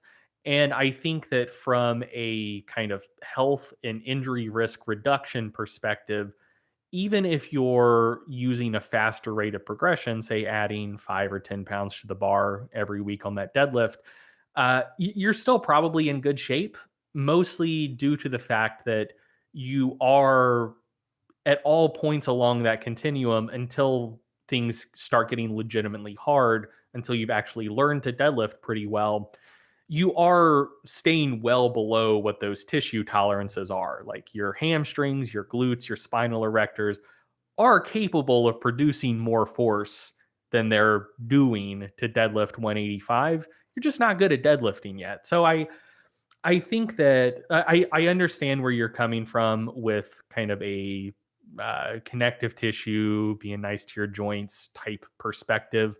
But I really don't think you need to be that conservative. And then from a more long term perspective, um, the variability in individual strength from workout to workout is more than half a pound. So, I think ultimately you'll end up hitting the same wall that anyone else would, and still needing to move on to something else at approximately the same strength levels when you otherwise would have needed to. But, you're maybe extending out a process that otherwise would have taken 3 to 6 months into being a process that takes like 5 years. So, yeah, I see where you're coming from, but I don't really see any notable upsides to that approach. But depending how much you value efficiency, maybe some clear downsides. The one thing I will note is I am kind of a fan of micro loading if for lifts where you just can't put as much weight on the bar. So, if you're doing like curls, tricep extensions, or even for just naturally weaker male lifters and a lot of female lifters, like the overhead press, a 5 pound jump can be a pretty big jump. So getting some plates that let you load 2.5 pound jumps or 1 kilo jumps, or even like 1 pound half kilo jumps, something like that. I think that can be productive because functionally, like a 1 kilo jump for a curl might be the same as like a 2.5, three, even 5 kilo jump for a deadlift. So, I think you can scale this to kind of what your actual loading capacity is on an exercise by exercise basis. But, for the big lifts, at least, I certainly don't think you really gain much by going that slow. Moving on, Jarrett Wade Brumet asks, going off of the study you shared earlier this week, I'd really like to hear what the literature says about what the general public should do to improve the likelihood of maintaining weight loss. I think the study he's referring to was a study we shared from the Instagram account, which was previously a mass research brief on resistance training independently reducing visceral fat, uh, even in the absence of a purposeful caloric deficit. I assume that's what's being referenced. Or maybe a better question: what's the literature say to be predicting factors of regain that people should address when attempting weight loss? Maybe this was about something you posted. I don't know. Whatever. Basically, what factors predict successful weight loss maintenance? I think that's essentially what's being asked here. And so the first place my brain went to answer this question was to the National Weight Control Registry. What that is, it's an American thing, and you can apply to be a part of the registry if you're at least 18 years old and have lost at least 30 pounds and have maintained it for at least a year. So it's essentially a thing that you can just opt into. And that is one thing to note. It's not a perfectly representative sample of everyone who's lost weight. It's a representative sample of everyone who's lost weight and knows what the National Weight Control Registry is And wants to tell you about it. and wants to tell you about it. So, you know, this may not be the perfect sample for answering this question, but I think it's one of the better ones that exists. Yeah. So, with that caveat out of the way, within the National Weight Control Registry, they say there is a variety in how National Weight Control Registry members keep the weight off. Most report continuing to maintain a low calorie, low fat diet and doing high levels of activity. And then just some notes: 78% eat breakfast every day, 75% weigh themselves at least once a week, 62% watch less than 10 hours of TV per week, and 90% exercise on average at least 1 hour per day. I don't know the degree to which all of those things are necessarily causal. I don't necessarily know that a low fat diet is better than a low carb diet for maintaining weight loss. I don't necessarily think that eating breakfast every day is important. So keep in mind those are correlative things, not causal things. People in the National Weight Control Registry, those are the things that they report doing. But one of the things from really every line of research I've seen looking at weight loss maintenance that seems to be a very important factor is exercise. You know, you were just talking a second ago about how cool exercise is and all of its benefits, and I think that exercise gets kind of a bad rap in some circles for its impact on weight loss because the research that's out there looking at the impact of just exercise on weight loss itself isn't that promising. Like if you take people, just pluck them out of the general population and say, hey, you're going to start exercising. Like, doesn't matter if it's high intensity interval training, doesn't matter if it's cardio, doesn't matter if it's resistance training, whatever. Generally, what you see is like, maybe they'll lose a couple pounds, but not many. It doesn't seem to be an effective exercise only interventions don't seem to be effective standalone interventions for a large amount of long-term weight loss. But exercise does seem to be very important for weight loss maintenance. Um, and I think that there are some reasons for that. One is actually I could talk about this for a long time, but I think the biggest reason why exercise is important for weight loss maintenance, on top of it just generally being good for you, is exercise seems to regulate your hunger pretty well. So you have kind of homeostatic weight mechanisms within your body where if everything is working appropriately, even without tracking your nutritional intake, on average, for most people, if you're reasonably active, your felt caloric needs should comport pretty well with your actual caloric needs for weight maintenance. Um, but if you're reasonably sedentary, those homeostatic weight regulatory factors can kind of get out of whack. And so basically, you just wind up being hungrier than you need to be for the actual number of calories that you're expending per day. So, um, I think a lot of people who lose weight and then keep it off also do some degree of purposeful nutritional regulation, whether that's a particular type of diet, whether that's counting calories. Like there's a lot of methods people go with to lose the weight and keep it off on the nutritional side of things. But exercise just makes all of that work better, because if you're exercising and you're in a small calorie deficit, you'll probably be less hungry than if you're not exercising and you're in a small calorie deficit. And then when you've lost a lot of weight and you're trying to keep it off, maintenance, when you've lost a lot of fat, leptin levels are low, hunger is probably going to be elevated. Exercise can kind of take the edge off of that and help those homeostatic hunger regulatory factors just work better. Um, so yeah, reducing sedentary time. So a lot of these people report not watching a ton of television.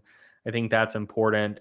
75% weigh themselves at least once per week. I think that kind of goes to the adage of what gets measured gets managed, like keeping an awareness of your weight so it doesn't start creeping back up. I think that's probably pretty important. But I think if you were trying to narrow it down to just one thing, exercise seems to be like regularly exercising and not being sedentary seems to be quite important.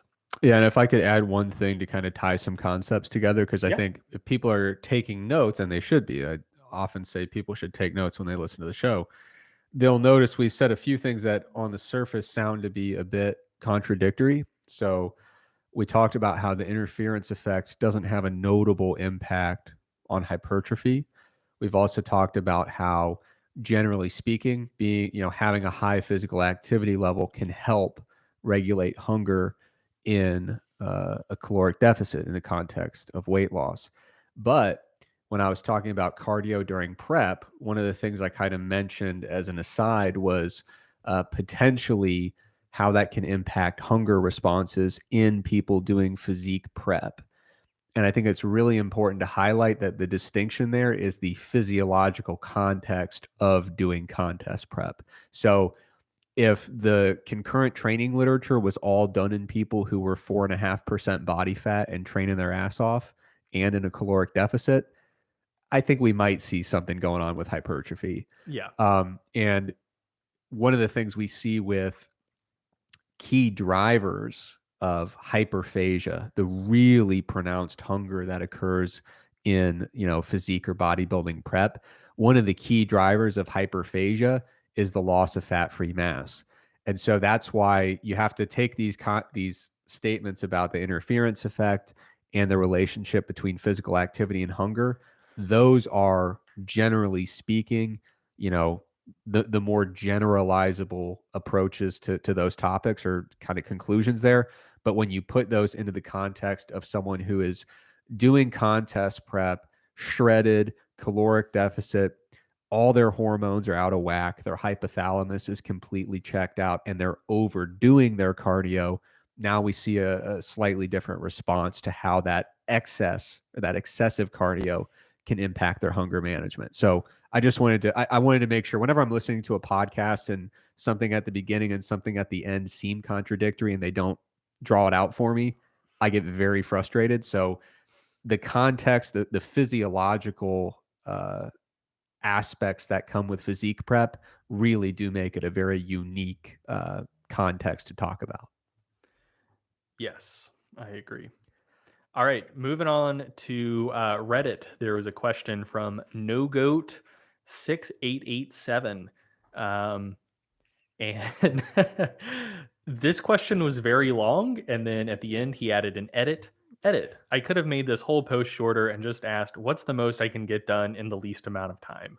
And this was in the context of resistance training. So basically asking, if you don't want to necessarily train for optimal to get as strong as possible or build as much muscle as quickly as you can, what can you get away with to still get a lot of the benefits while trying to maximize efficiency? So, most results with the least time and effort investment possible. Um, and so this, it wasn't clear whether this was specifically about strength or a combination of strength and hypertrophy. For strength, there was a recent study by one of the Stronger by Science coaches, Pack, on the minimal effective dose of training for strength development. Um, if you just plug that exact phrase into Google, I'm sure his paper will come up. And he previously authored a brief meta-analysis on that as well. So you can check out those two things. For a combination of strength and hypertrophy, I think what I'm about to say will get the job done pretty well to get you, I don't know, maybe 70% of the gains you would be capable of achieving in minimal time. So, first off, I think you should be training with pretty moderate loads and in moderate rep ranges. So, I'm going to operationally define that as sets of 5 to 15 reps. You should mostly be doing compound lifts because you're going to be training more musculature per unit of time invested and per set you're doing. Um, Frequency can be fairly low, 1 to 2 times per muscle group per week. You don't have to do a ton of sets, about 2 to 3 sets per exercise. If you wanted to maximize hypertrophy long term, volume would probably need to creep up. But to get reasonably large, you don't need insane levels of training volume. But you should have a pretty high level of effort per set. So training to failure or within a rep or two of failure. So I think the most stripped down version of this um, is actually, this is exactly what I tell people to do when they come to me with this question. They say, like, hey, look, I don't want to spend much time training at all, maybe like an hour total per week. What should I do? So you're going to train twice a week.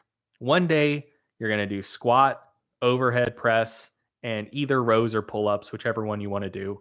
And the other day, you're going to do deadlift, bench press, and either rows or pull ups, whichever one you didn't do the first day. Um, for the squat, bench press, deadlift, overhead press, you're going to do 3 sets. You're going to take them all basically to failure or until you feel like your form is about to just completely go to shit. And you're going to start with a load that you can do for about 15 reps. And if you're going to air a little bit low, if you do, 16, 18 reps the first week, that's totally fine. And then week over week, you just go up by 5 or 10 pounds and just try to maintain as many reps as possible as the weights go up. And then eventually, when you hit a 5 rep max and like, oh, when I go up and weight next week, I'm going to do fewer than 5 reps, you just start over. So you go back to whatever weight you did the first time. So, you use an app, use a spreadsheet, keep a training log, like make note of your weights and performances over time. So just start over and just try to beat the number of reps you did all the way back up. So the weight you started with that you could initially do for 15 reps, if now you can do it for 18, cool, that's progress. And that's also more than 15 reps. So the next time you start back over, just skip that first week and start with something that corresponds to about 15 reps. And same thing, repeat the process, build back up, and try to hit a heavier 5 rep max in your kind of final week of this build up than you did previously. If you do that, cool, you made progress, you're stronger, and just start over again. So that's what you're going to do with squat, bench, deadlift, overhead press, 2 to 3 sets. Really go all out every time. And then for rows and pull ups, pull downs, just any upper back training. Um, I mean, I think just do like 3 or 4 sets and just hammer them. No one's gonna ask what your 1 rep max row is.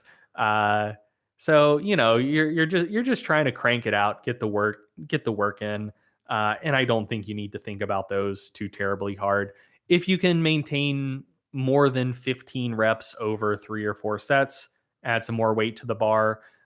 If you guess too heavy and by the last set you're not able to complete 5 or 6 reps, take a little weight off the bar, but just really get after it for 3 or 4 sets and you'll be good. So um six total exercises, 2 training sessions per week. um that's not gonna make you the most muscular or the strongest person in the world, but you should be able to get all of that done in about 30 minutes per session. And most people should be able to make pretty decent gains from that. So that is exactly what I would recommend in the situation that you're describing. And then this last one by Needman. How big of a deal are the negative effects of NSAIDs? I understand they can blunt hypertrophy, but to what degree? Is the occasional mid hangover ibuprofen really killing my gains? And for this one, I kind of think that the negative impact of NSAIDs on strength and hypertrophy, I think that's largely been overblown. Most of the studies that are investigating that. So just one general thing about research is that once a body of literature is developed pretty well, then you start getting more nuanced studies that are kind of trying to paint in the details. So, for example, maybe a dose response type study.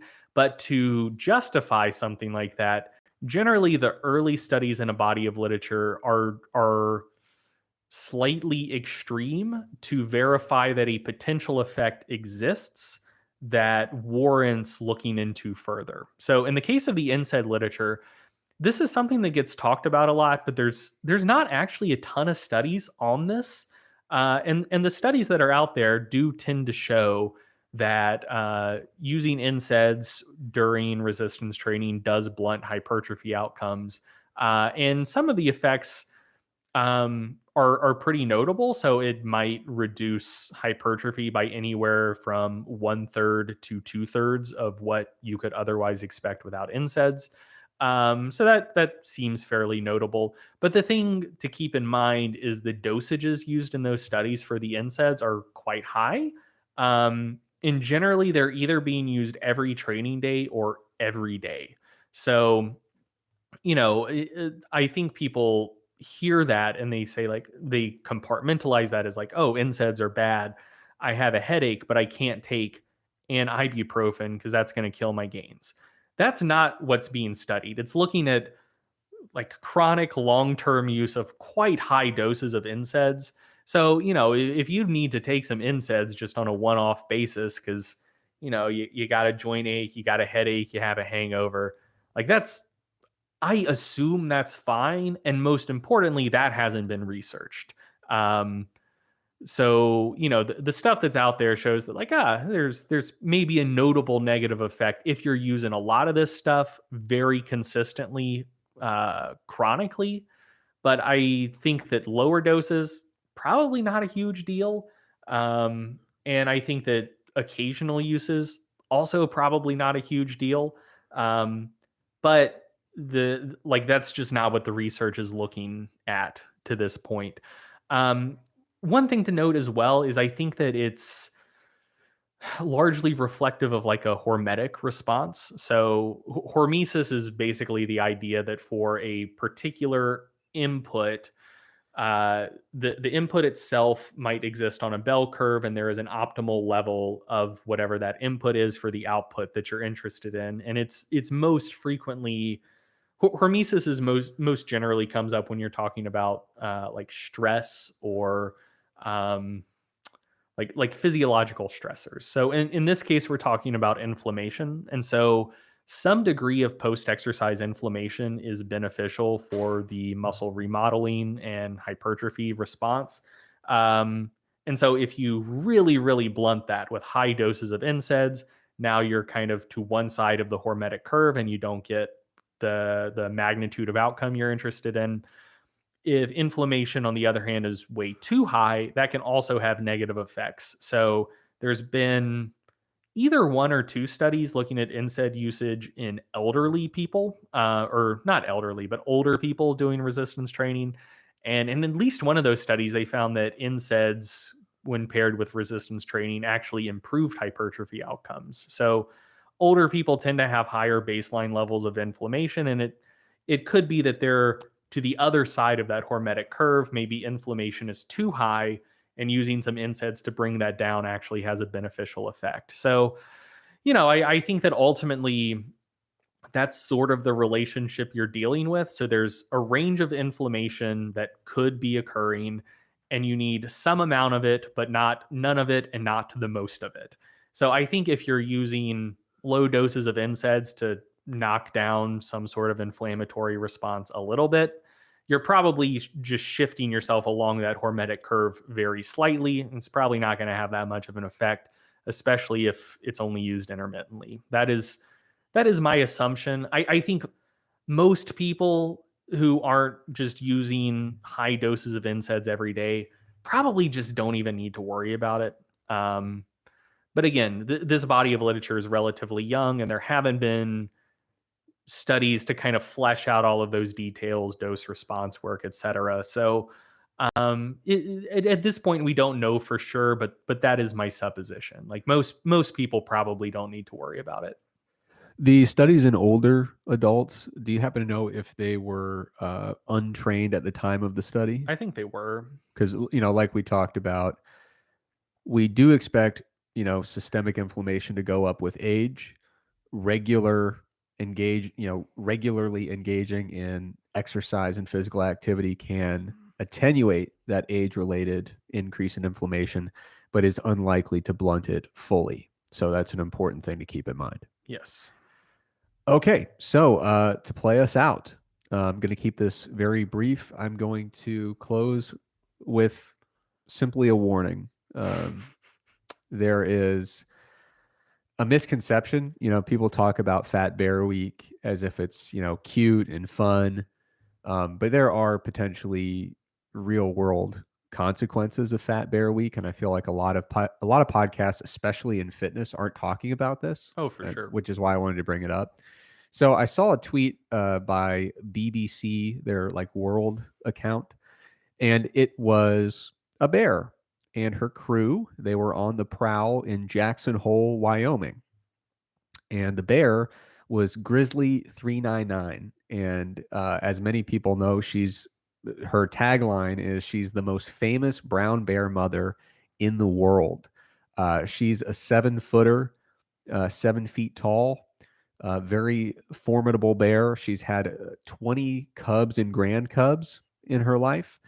And she was prowling through Jackson Hole, Wyoming. And I'm not an expert in bear behavior, but it looked like she was there with a purpose. And I do suspect that there are two things kind of under her skin. First of all, she is sick of getting completely overlooked during Fat Bear Week.